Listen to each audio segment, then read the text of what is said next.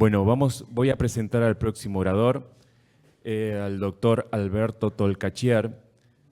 Él es miembro fundador y expresidente de AIBA Argentina, expresidente de los congresos 2006 y 2007 de AIBA Argentina, ex jefe de servicio de alergia del Hospital Durán, exdirector de la carrera de especialistas en alergia e inmunología clínica de la Facultad de Medicina de la Universidad de Buenos Aires y director del Centro de Investigaciones Clínicas en Alergia y Enfermedades Respiratorias, CARE.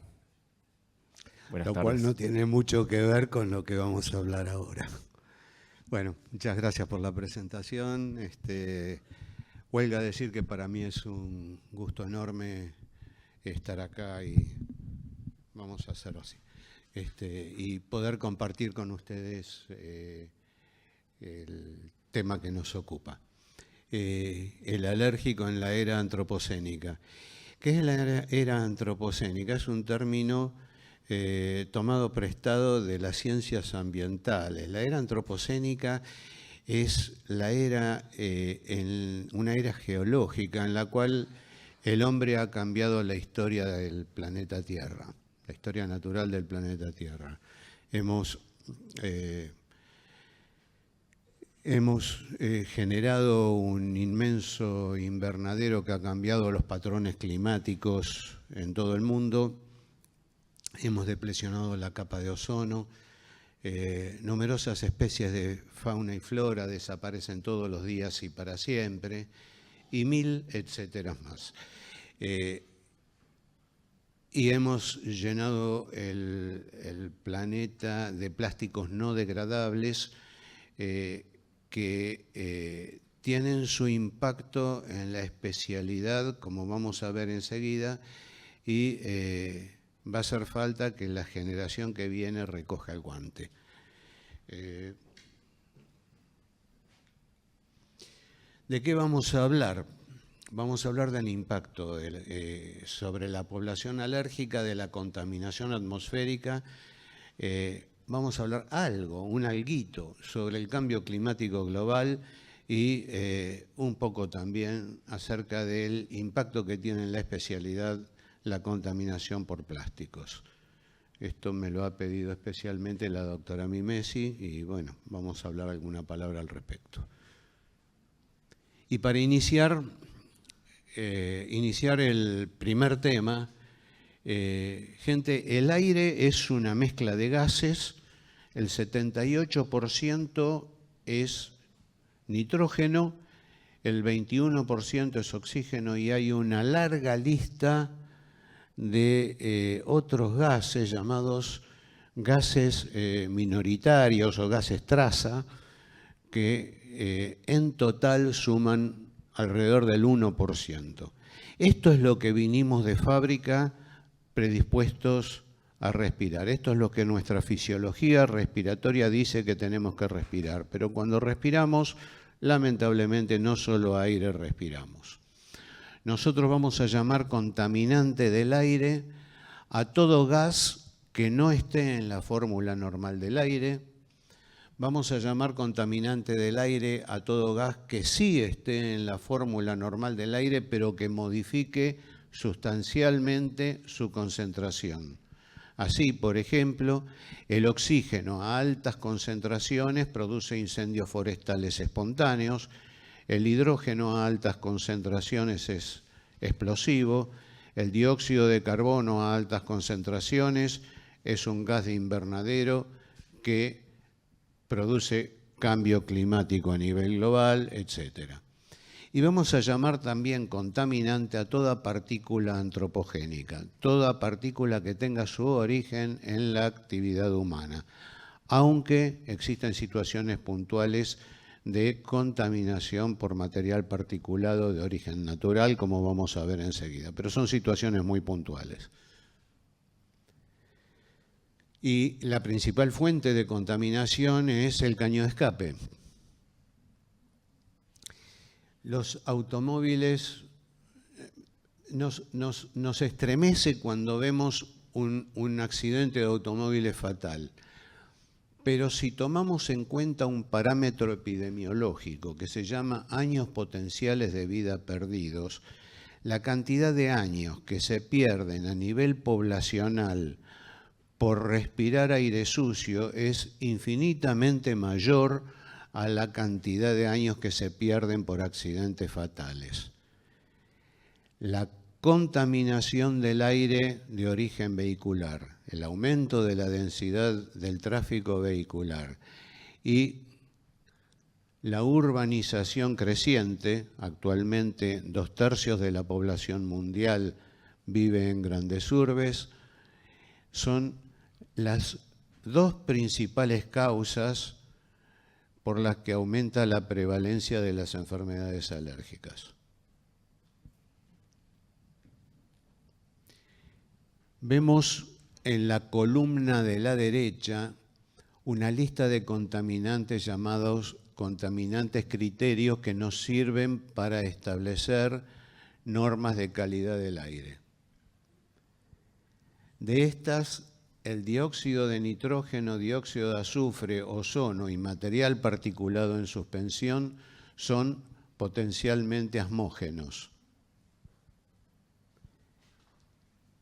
Para cada uno de estos contaminantes se establecieron estándares y esos estándares están regulados de acuerdo a la cantidad de tiempo de exposición de los transeúntes o de la gente a estos contaminantes.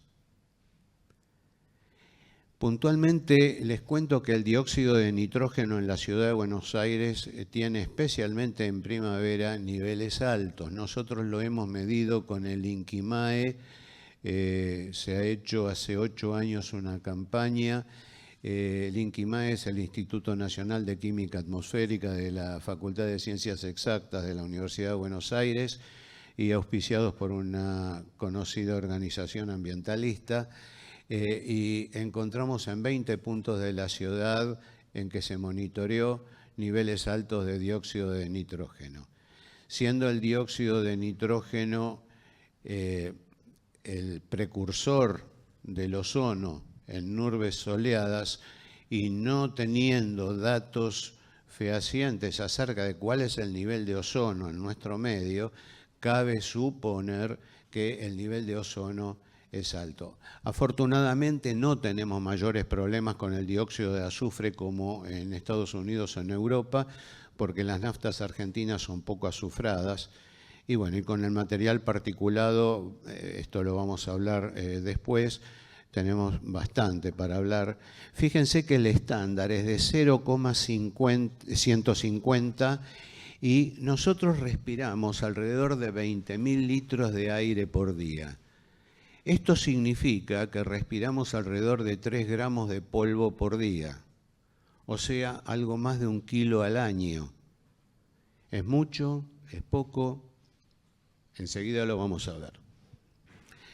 Respecto del benceno, desde la entonces Sociedad de Medicina Ambiental habíamos discutido con la gente de la legislatura.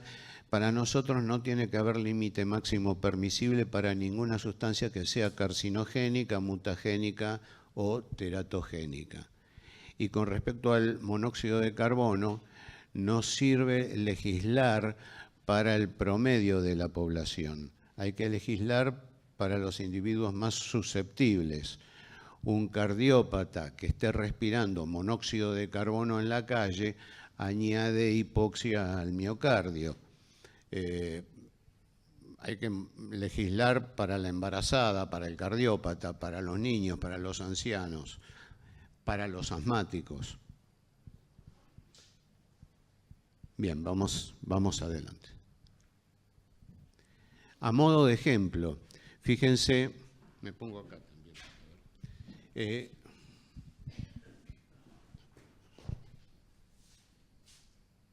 Fíjense cómo los niveles de volumen, el volumen expiratorio forzado en el primer segundo cae en forma directamente proporcional a la concentración de ozono y a la intensidad del ejercicio, al volumen minuto.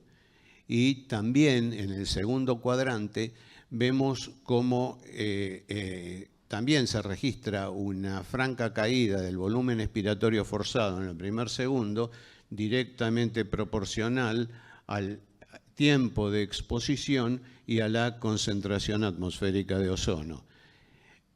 Pero no solo es asmógeno por esta vía, sino que la exposición crónica al ozono por parte del epitelio genera liberación de alarminas que, impactando en la célula linfóide innata, en la célula NK o en la célula T gamma delta, va a llevar a la producción de interleuquina 17 e interleuquina 22, va a provocar aflujo de neutrófilos al foco inflamatorio, mayor producción de especies oxígeno reactivas y genera un círculo vicioso con inflamación neutrofílica resistente a los corticoides. Y no solo esto, el ozono es un veneno. El ozono genera detención del movimiento ciliar, detención de la migración de macrófagos alveolares y por lo tanto aumento de la susceptibilidad a agentes infectantes. Y la utilización de ozonizadores ambientales por parte del público debiera ser observada en forma escéptica, al menos, por parte de los médicos. Excepción la cabina del avión, porque si el señor de adelante comió porotos, el viaje se vuelve inolvidable. Una partícula es una porción de materia. Desde el punto de vista semántico, hasta un electrón es una partícula. Desde el punto de vista de la contaminación del aire, nos interesa muy especialmente las partículas de menos de 10 micrones, porque son las que se mantienen en suspensión y se tornan respirables. Afortunadamente tenemos mecanismos de expulsión, tos, estornudo, cierre del espacio glótico, secreción de inmunoglobulinas de superficie, barrido ciliar, macrófagos alveolares. Ahora, si esa partícula tiene alguna propiedad adicional, porque es tóxica, porque es alergénica, porque es irritante, porque es radiactiva, porque es oncogénica, sobrevendrá patología. Tan importante como saber qué tamaño tiene para saber si sedimenta y se mantiene a flote y, en todo caso, si se impacta en la vía aérea superior o llega a la vía aérea distal,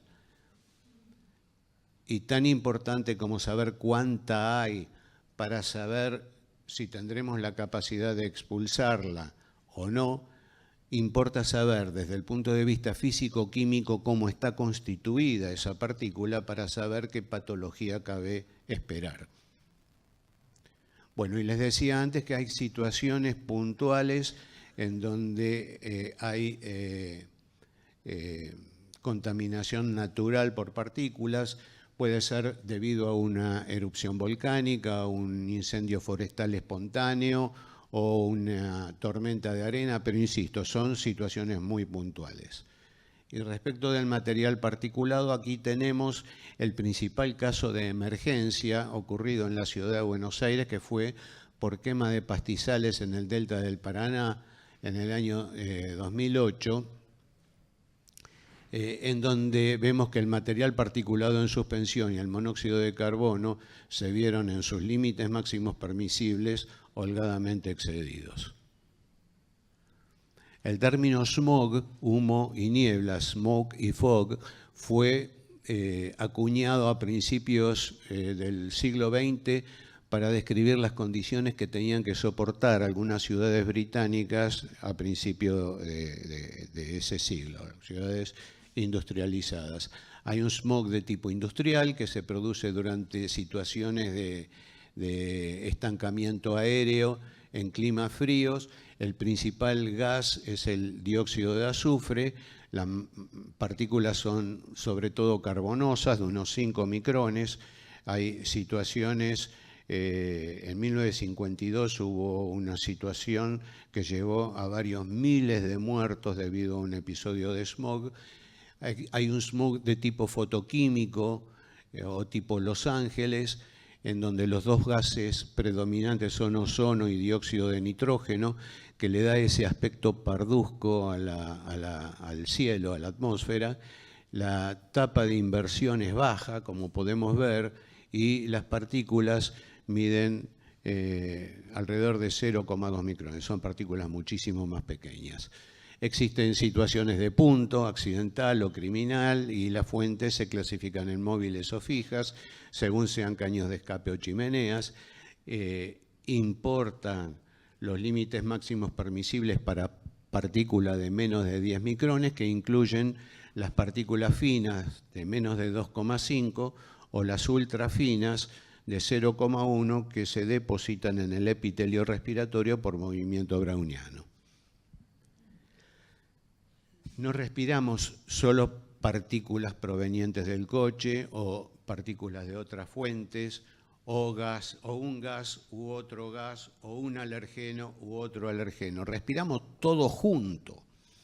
Y como respiramos todo junto, existe potenciación entre alergenos y contaminantes. Vamos a ver, a modo de ejemplo, algunos estudios que fueron pioneros. En el año 2003, en la Alta Silesia, en la Polonia todavía comunista, se realizó una encuesta comparando prevalencia de atopía y enfermedad alérgica respiratoria en pueblo y en aldea rural. En el año 2012, después que hubo ingresado a la Comunidad Europea y se hubo occidentalizado el estilo de vida, se volvió a hacer la misma encuesta y observen en la aldea rural cómo la prevalencia se incrementó de 7,3 a 19,3%. Hubo pérdida del llamado efecto granja, hubo un aumento de la exposición a contaminantes y con ella un aumento de la prevalencia de enfermedad respiratoria. La unión de las dos Alemanias brindó también un modelo fantástico para entender el tema del que estamos hablando. Leipzig, Alemania Oriental, quemaba carbón para uso domiciliario, para calefacción. Múnich, Alemania Occidental, tenía como principal contaminante al dióxido de nitrógeno proveniente de los caños de escape. En el verano, en primavera-verano, cae en Leipzig los contaminantes porque no se utiliza calefacción domiciliaria y entonces la prevalencia de la patología, la prevalencia de la patología respiratoria no se incrementa porque no hay contaminantes asociados. En cambio, en Múnich se sigue inhalando dióxido de nitrógeno y la prevalencia de la enfermedad alérgica por exposición a los pólenes aumenta muchísimo en los niños con rinitis. Otro ejemplo, concéntrense en la interleuquina 5, abajo. La columna más petiza nos muestra el nivel de IgE antes del desafío. La columna blanca nos muestra el nivel de IgE después de la exposición al ragweed, a la ambrosia tenuifolia. La columna negra más alta nos muestra el nivel de IgE debido a exposición a diesel exhaust particles, partículas emitidas por motores diésel. Y la columna grisada, la más alta de todas, nos muestra el nivel de IgE obtenido con la combinación simultánea de ragweed y partículas diésel. Por lo tanto, las partículas emitidas por motores diésel pueden incrementar, gente, hasta 50 veces la IgE específica a un alérgeno combinado. Aquí tenemos las referencias. Y en la microfotografía electrónica vemos un grano de polen con partículas diésel adheridas. Perdón, doctor, nos quedan 2 minutos. ¡Wow! Salteo esto. Gases. Ok.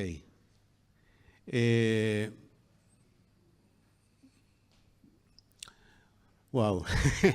Bueno, vamos lo más rápido posible. Tenemos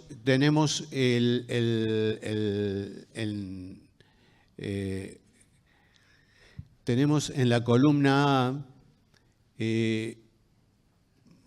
si tomamos un lote de pacientes asmáticos y los exponemos durante 6 horas a respirar aire limpio y después los desafiamos con alergeno acariano, la cantidad de unidades respiratorias acumulativas que se necesitan son muchas más que las que nos muestra la columna siguiente.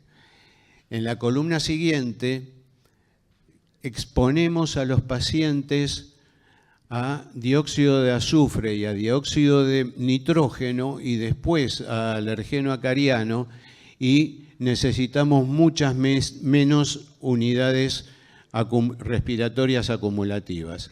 Y en la columna C y D vemos como 24 y 48 horas después la inflamación bronquial tiende a mantenerse. Esto en medicina translacional significaría que si yo respiro gases de combustión vehicular en la calle y después en mi casa estoy expuesto a ácaros del polvo, la respuesta a esos ácaros del polvo va a ser mucho mayor que si yo hubiera estado preexpuesto a aire limpio.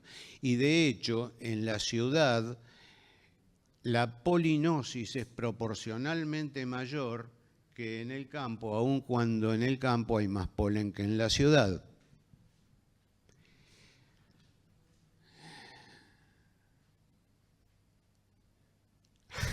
¿Qué hacemos? Referí tiempo suplementario. Pasa que ya estamos atrasados y queda todavía disertar el doctor Rubén Paz.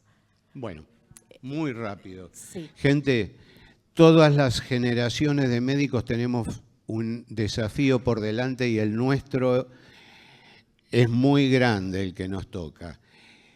El fenómeno del Niño, asociado al cambio climático, genera tormentas cada vez más frecuentes. Las tormentas hacen que estallen los granos de polen por shock osmótico y liberan partículas pausimicrónicas que son sensibilizantes.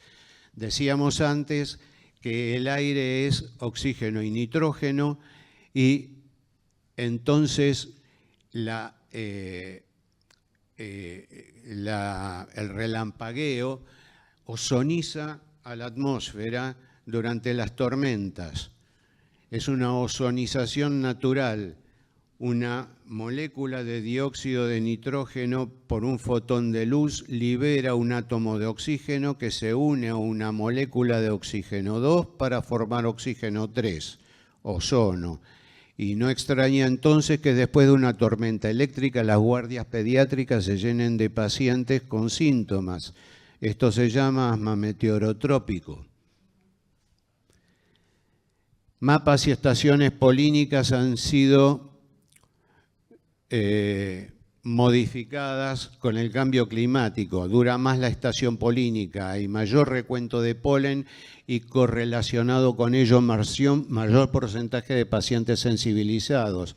Y esto va para todos los alérgenos considerados.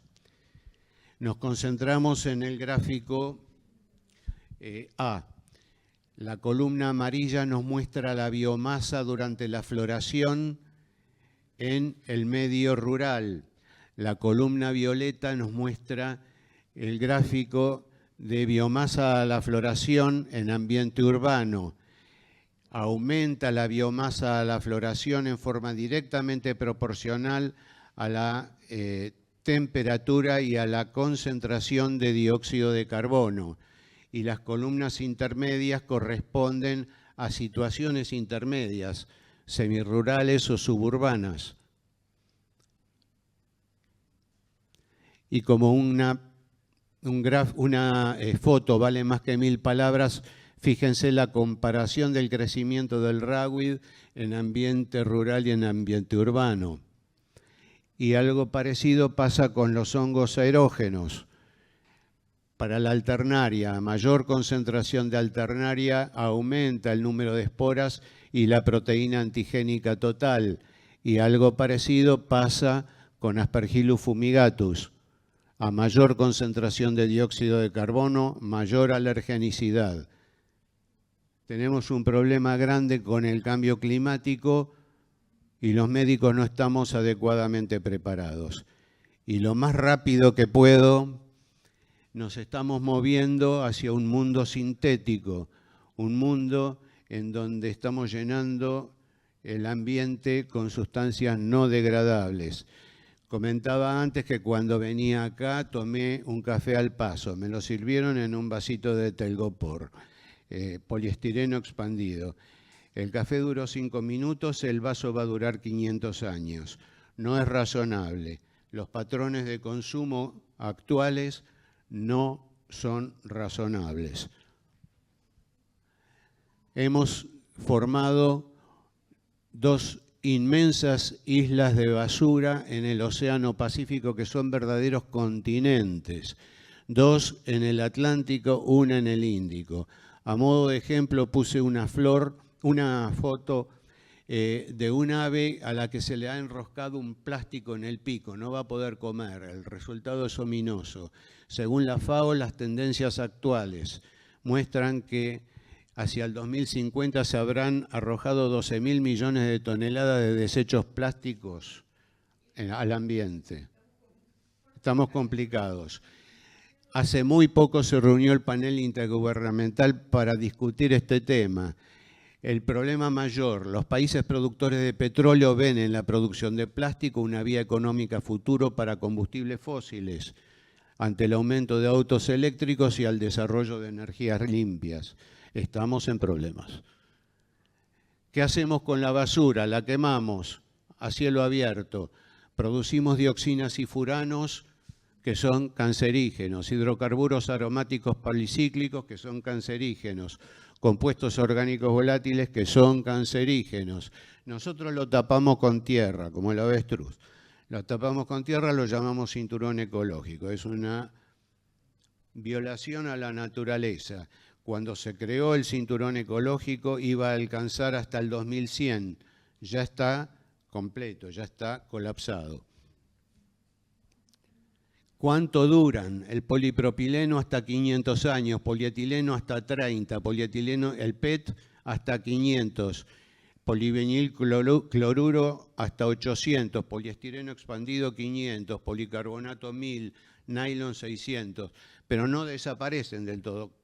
¿Cómo sabemos que dura eso si todavía no pasó? Son inferencias.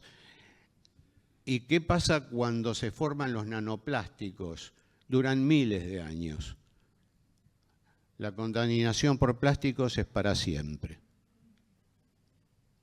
Y a los plásticos les agregamos bifenol A, a los ftalatos como plastificantes, como ablandadores de los plásticos, le agregamos retardantes de llama, todos ellos disruptores endocrinos.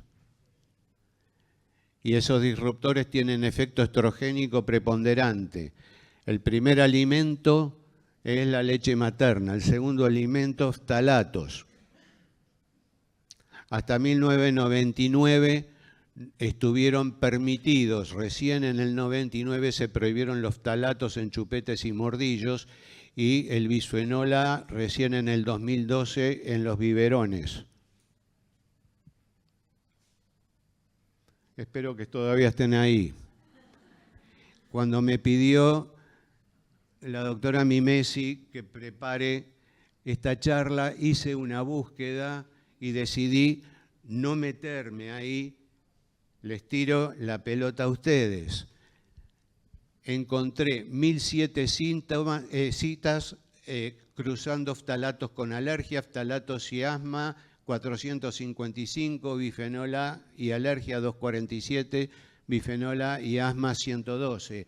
Es un tema que está, pero no lo hemos recogido. Fíjense en los especímenes recogidos buscando microplásticos. El que más me llamó la atención es la cantidad de microplásticos presentes en la placenta.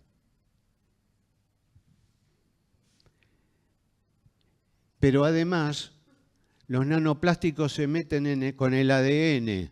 ¿En qué nos vamos a convertir?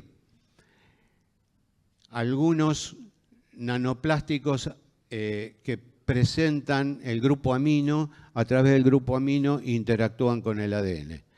Y además interactúan con alergenos.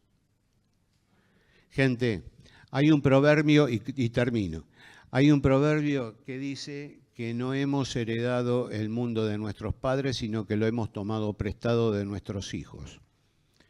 Y a ellos debemos devolverlo lo mejor posible. Aire limpio, clima estabilizado, mejor gestión de los residuos, combatir la cultura del descartable, estabilizar además el escudo estratosférico de ozono, cuidar los ecosistemas de los que surge la vida y mil etcéteras más. Bueno, perdón el tiempo excedido, nada más, muchas gracias. Muchas gracias, doctor.